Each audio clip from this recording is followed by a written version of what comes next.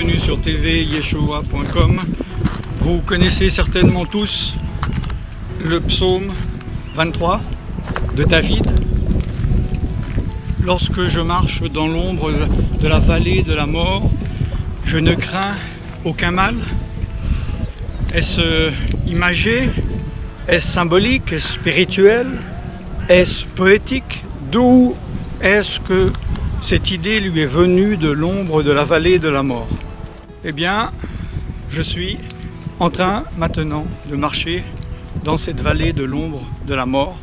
Il s'agit de la vallée de Kédron. Je crois qu'en français vous dites Cédron. Et nous sommes en plein milieu. C'est la vallée entre le mont des Oliviers qui se trouve sur ma gauche et le temple de Jérusalem qui se trouve sur ma droite. Pourquoi David a-t-il appelé cette vallée la vallée de l'ombre de la mort? Vous allez voir dans cette émission que cette vallée est très souvent mentionnée et qu'il s'est passé des choses absolument fondamentales par rapport à la Bible. Jérusalem se situe sur le bord de deux vallées, la vallée de Hinnom et la vallée de Kidron. Toutes deux n'ont pas une histoire glorieuse, loin de là. J'ai déjà fait un enseignement vidéo depuis la vallée d'Hinnom, appelée aussi vallée de la Géhenne, et vous pouvez voir sur tvyeshua.com. La vallée de Kidron est où le roi Josaphat renversait les ennemis d'Israël et où les Lévites jetaient les choses impures et souillées. La vallée de Kidron est située à l'est de Jérusalem. Aujourd'hui, elle est une succession de cimetières, juifs d'un côté et musulmans de l'autre. J'ai expliqué en détail cela dans une autre vidéo sur tvyeshua.com. Cette vallée se trouve exactement entre le mont des Oliviers et le mont du Temple, du côté d'où se trouve la porte par laquelle le Messie rentrera bientôt afin de régner pendant 1000 ans sur cette terre.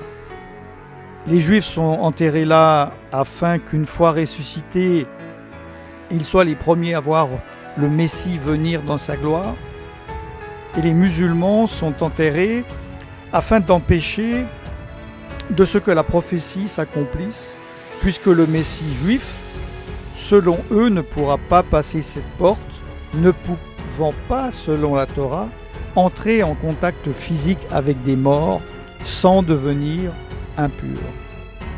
C'est bien mal connaître Yeshua qui, lorsqu'il touche un lépreux, le lépreux devient pur, et lorsqu'il touche un mort, c'est le mort qui ressuscite et non pas le Seigneur qui meurt. Au début de cette vidéo, vous m'avez vu marcher devant le monument d'Absalom et le tombeau du prophète Zacharie, dont je parle dans une autre vidéo. De nos jours, ces deux vallées sont les seules à ne pas être habitées. Lors de la rébellion d'Absalom, le fils de David, le roi David a fui par cette vallée. Personne n'osait s'y aventurer, mais David a dit dans le psaume « Quand je marche dans la vallée de l'ombre de la mort, je ne crains aucun mal, car tu es avec moi. » Lorsque le roi David a composé ce psaume, il a mentionné la vallée de l'ombre de la mort, car cette vallée se situant à l'est de Jérusalem, elle se trouve presque toute la journée dans l'ombre. Le monument du méchant roi Absalom nous rappelle la destinée de ceux qui se rebellent contre Dieu. Et il ne faut pas oublier qu'au bout de cette vallée commence la vallée de la Gehenna, de la Géhenne, symbole du feu et de la damnation éternelle dont Yeshua a parlé dans les évangiles. Lors de l'arrestation de Yeshua sur le mont Gethsémané, il a dû traverser la vallée de l'ombre de la mort pour se rendre à Jérusalem afin d'y être crucifié. L'Éternel est mon berger, je ne manquerai de rien. Il me fait reposer dans de verts pâturages. Il me mène à des eaux paisibles. Il restaure mon âme. Il me conduit dans des sentiers de justice à cause de son nom. Même quand je marcherai par la vallée de l'ombre de la mort, je ne craindrai aucun mal, car tu es avec moi. Ta houlette et ton bâton sont eux qui me consolent. Tu dresses devant moi une table en la présence de mes ennemis. Tu as oint ma tête d'huile, ma coupe est comble.